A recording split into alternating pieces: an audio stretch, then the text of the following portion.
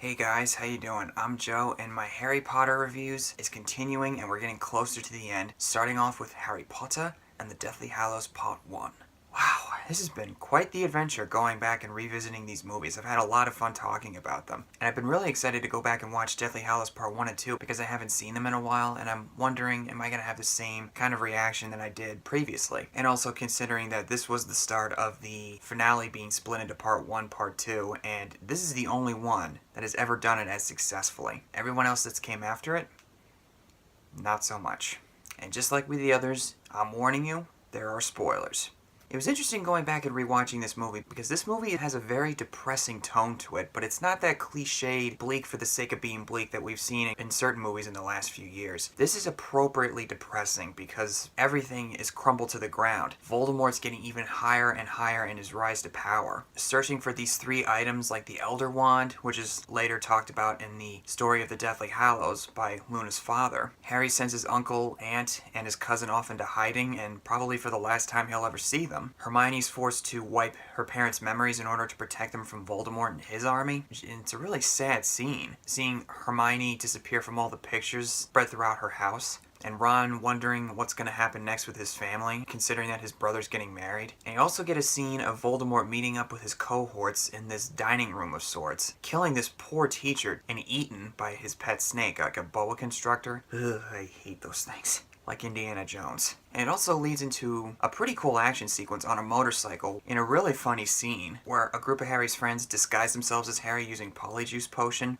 Bill, look away. I'm hideous. Harry, your eyesight really is awful. Just trying to diffuse the tension. But it's also a really sad part because Hedwig dies protecting Harry. Watching this scene again, seeing Bill Weasley, Ron's oldest brother, if I'm not mistaken, coming into the picture as Fleur's future husband, played by Domhnall Gleeson. This is really interesting seeing him in this movie, because I knew who he was before Force Awakens, and I was also surprised to learn later on that he's actually Brendan Gleeson's son in real life. And he doesn't have a huge part in the movie, but when he walked in, I immediately said, well, General Hux.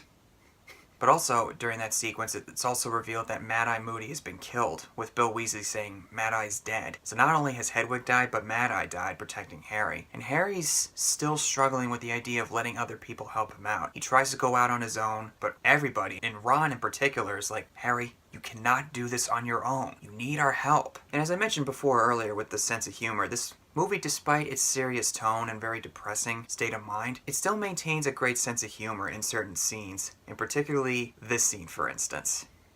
Morning.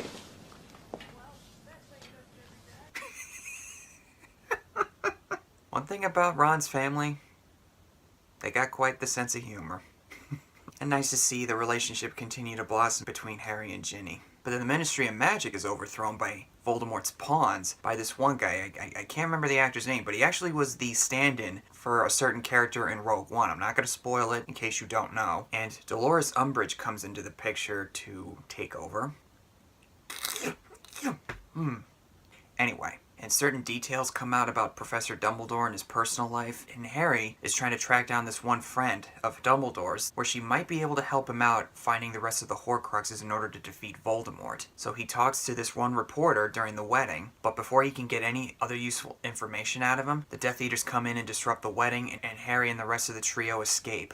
Barely, trying to evade certain Snatchers and Death Eaters that Voldemort has sent after them. And they end up in the Order of the Phoenix building, all by themselves, waiting for something to happen, trying to find something to go on. But it's this scene in certain sequences that we see later on, like the enchantment scene where Hermione uses the certain type of spell to protect themselves from other Snatchers looking for them, and also with the Snake in Godric's Hollow sequence, which we'll talk about soon, and other sequences towards the end of the movie. David Yates uses suspense very skillfully in this one. Watching this movie again a couple hours ago, I found myself getting all tense, and I thought, like when they enter the Order of the Phoenix again and that ghost apparition rises up out of the floor. Oh my god.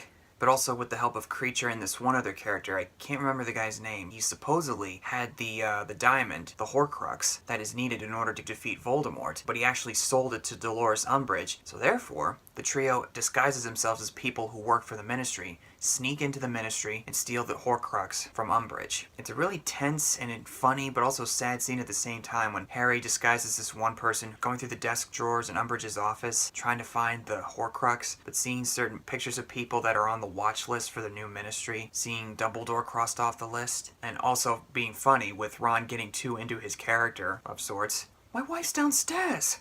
Ron, you don't have a wife. Oh, yeah. And it was really satisfying to see Harry use the Stupefy curse against Umbridge. Karma is a bitch. They barely managed to escape with Ron getting seriously hurt during the extraction, but later heals up thanks to Hermione's certain type of potion.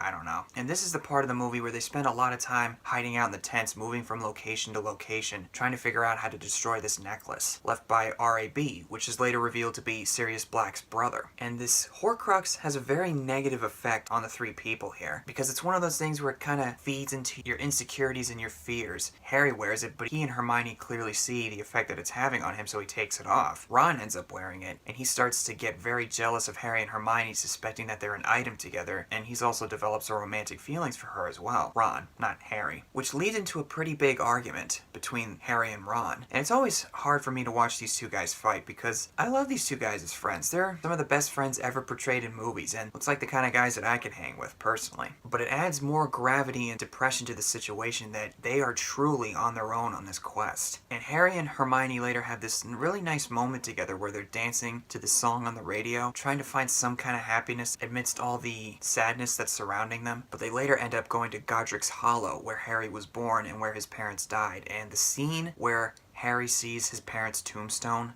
I almost cried. And you see the emotion in Harry's face, and Daniel Radcliffe sells his heart out in this scene. But it also leads to a very suspenseful sequence with this one lady who turns out to be Dumbledore's friend, but it's actually Voldemort's snake possessing her corpse. When you first see her appear off to the side, it's a little freaky, like, what's going on here? They barely managed to get out alive, but what they were looking for was the Sword of Gryffindor, which appeared next to Harry in the Chamber of Secrets in the second movie. And they figured that Dumbledore's friend might have had it, but it turns out she didn't. So after they moved to another location, the Dean Forest, we'll go with that, Harry sees a Patronus appear and leads him to this frozen puddle where the Sword of Gryffindor just happened to be. I forget if it was left there on purpose, but I don't know. Maybe Snape left it there. I don't know. Because, with the reveal in the next movie, which we're going to talk about, trust me, it's going to be a lot of fun talking about that scene. He goes in there, tries to pull it out, but the Horcrux wrapped around his neck starts fighting him because it seems to know that it can be destroyed by that thing. And since Harry stabbed that basilisk with the sword, it's covered in basilisk blood, and it has enough power to destroy a Horcrux. So it starts fighting him, he nearly drowns, but then Ron appears and pulls him out of the water, and also the sword. Harry opens the Horcrux by speaking Parseltongue, and all the stuff comes out, and it's every single one of Ron's fears coming out and taunting him. But then with a little support from Harry saying, "Ron, it's lying!" Ron takes the sword and smashes it to smithereens. Just a couple more to go, but we're getting close. And some people might argue that Ron just kind of randomly appears out of nowhere. Well, if you pay attention, he actually says that he saw the Patronus Charm appear before him, and he follows it. And it's also thanks to this illuminator that Dumbledore gave him in his will, as well as giving Harry the snitch and this book to Hermione earlier on in the movie. I'm assuming that that Patronus was attracted to that illuminator and it led him right to Harry. So maybe it would have made it a little bit more understandable, but that's just the way I see it. The gang reunites, and Hermione is not really happy with Ron at the moment. And I like this little gesture here that Daniel Radcliffe does when Hermione asks where her wand is. Where's my wand? I don't know. Harry Potter, you give me my I don't have wand! Like, no, get away from me. I don't want anything to do with this. But then they figure out the symbol that Harry saw in Luna Lovegood's dad at the wedding, and also on the tombstone at Godric's Hollow and in the book that they're reading. They decide to go talk to Luna's father, who mentions the story of the Deathly Hallows, which Hermione reads them about the three wizards, the three brothers, taking the Elder Wand, something else I forget, and the invisibility cloak, which Harry was handed down to from his father. But unfortunately, they're discovered by Death Eaters because Luna's been kidnapped and her father is forced to turn Harry and his friends over to the Death Eaters, or the Snatchers. The Snatchers go after them and they capture him, and this sequence is actually really, really exciting. And it's a little quick cut handheld camera movements, but it works in here because it kind of feels like you're running with Harry and his friends trying to get away from these guys. And I don't know the character's name or the actor's name, but this guy's actually kind of cool in a way. Hello, beautiful.